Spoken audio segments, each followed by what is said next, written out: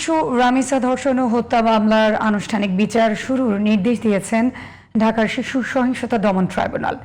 মামলার আসামি সোহেল রানা ও তার স্ত্রী স্বপ্না আক্তারের উপস্থিতিতে অভিযোগ গঠনের শুনানি হয়।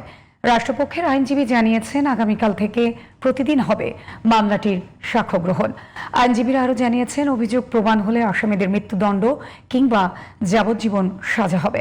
আহমদ আনিকের রিপোর্ট।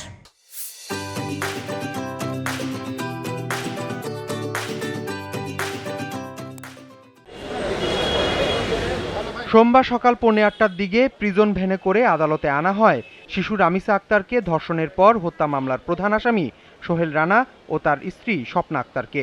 এরপর পৃথকভাবে রাখা হয় দায়রা জজ আদালতের হাজতখানায়। বেলা 11:15টার দিকে হাজতখানা থেকে প্রথমে এজলাসে নেওয়া হয় সোহেলকে। যাওয়ার পথে তিনি চিৎকার করে বলতে থাকেন, রামিসাকে আমি ধর্ষণ করেছি, মেরেছে মিরপুর 11 ডলার। সোহেলকে নেয়ার কিছুক্ষণ পর স্বপ্না আক্তারকেও তোলা হয় এজলাসে। এরপর আসামিদের উপস্থিতিতে ঢাকার শিশু সহিংসতা দমন ট্রাইব্যুনালে অভিযোগ গঠনের শুনানি হয়। পাশাপাশি রামিসা হত্যা মামলার আনুষ্ঠানিক বিচার কার্যক্রম শুরুর আর্জিও করেন রাষ্ট্রপক্ষের আইনজীবীরা। বাদী ও বিবাদী পক্ষের আইনজীবীর শুনানির পর মামলাটির আনুষ্ঠানিক কার্যক্রম শুরুর নির্দেশ দেন আদালত। এ বিষয়ে রাষ্ট্রপক্ষের আইনজীবী জানান, আইন অনুযায়ী মঙ্গলবার থেকেই শুরু হবে মামলাটির সাক্ষ্য গ্রহণ। এই আইনের এই বাধ্যবাধকতায় বলা আছে যে বিচার কার্য শুরু হইলে একটানা প্রতি কার্য দিবসে বিচার কার্য সম্পন্ন করাইবার জন্য পরিচালিত করতে হবে। আসামিরা বিভিন্ন সময় বিভিন্ন ধরনের কথা বলে আদালত থেকে অনুকম্পা পাওয়ার জন্য এবং মামলার গতিবিধিকে ভিন্ন জায়গাতে প্রবাহিত করার জন্য অনেক সময় আসামিরা কিছু বলতে চায়, কিন্তু এটা দ্রষ্টব্যের বিষয় নয়।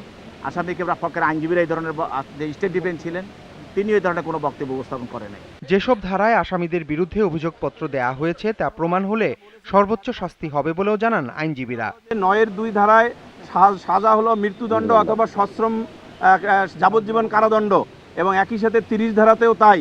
আর এই বিষয়টা আসলে সাক্ষ্য প্রমাণ শেষে মাননীয় ট্রাইব্যুনাল সবকিছু বিবেচনা করে এই বিষয়ে উনি রায় দিবেন। রামিসা হত্যা মামলায় আসামির পক্ষে কোনো আইনজীবী না থাকায় রাষ্ট্র আইনজীবী নিযুক্ত করে। তবে শুনানির বিষয়ে গণমাধ্যমে কোনো কথা বলতে রাজি হননি তিনি। শুনানির শেষে আসামি সোহেল রানা ও স্বপ্না আক্তারকে নিয়ে যাওয়া হয় কারাগারে। গত 19 মে রাজধানীর পল্লবীর একটি বাসা থেকে 8 বছরের শিশু রামিসার খণ্ডিত মরদেহ উদ্ধার করে পুলিশ। আহমদ অনিক, জিটিভি নিউজ, ঢাকা।